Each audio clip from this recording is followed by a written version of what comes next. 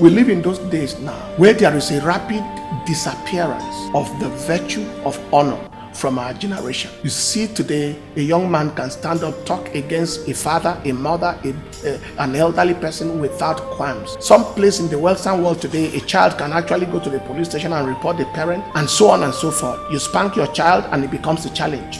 That is the kind of world we live in today. But honor is littered throughout scripture as a virtue to be upheld. The Bible said in the book of Leviticus chapter 19 verse 32, it said, "Thou shalt rise before the hoary head and honor the face of the old man and fear thy God.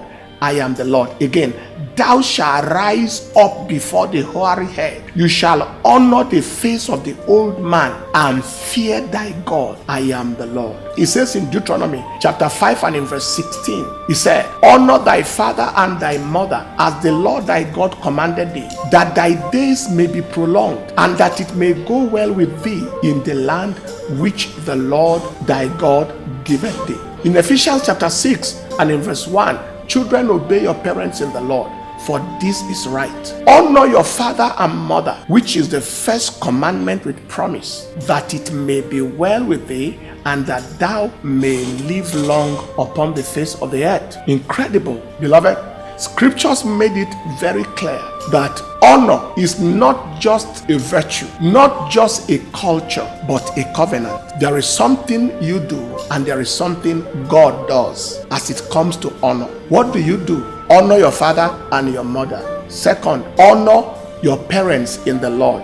Third, honor the elderly. You know, there was a time when elders enter the room and young people stand up. And we grew up in the generation where you don't sit down and talk to an elder, or you don't sit down while an elder is talking. That is the generation that we grew up in. But everything is opposite right now. Honor your father and your mother. Honor your parents in the Lord. Honor the elderly.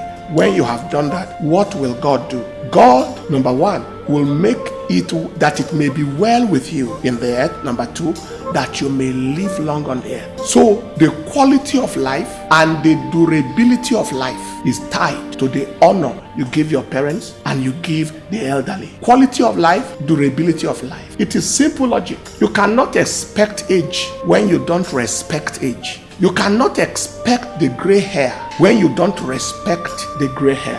Very, very simple. You know, scripture said in the book of Proverbs, it said there is a generation, verse 11, Proverbs 30:11, there is a generation that curseth their father and does not bless their mother. And then in verse 17, it said, "The eye that mocketh at his father and despiseth to obey his mother, the ravens of the valley shall pick it out, and the young eagle shall eat it." Terrible. I stood one day many years ago, about the year of 1980, that would be like 40 years ago, where a young man under the alcoholic influence was insulting the mother and talking carelessly to the mother, and the mother was so angry and just lost control and said, "Look at you talking to me out of alcohol influence. You are not bigger than an alcoholic bottle. You are not, your worth is not more than an alcoholic bottle." What is an alcoholic bottle's worth? To be perished, to be wasted, and so on.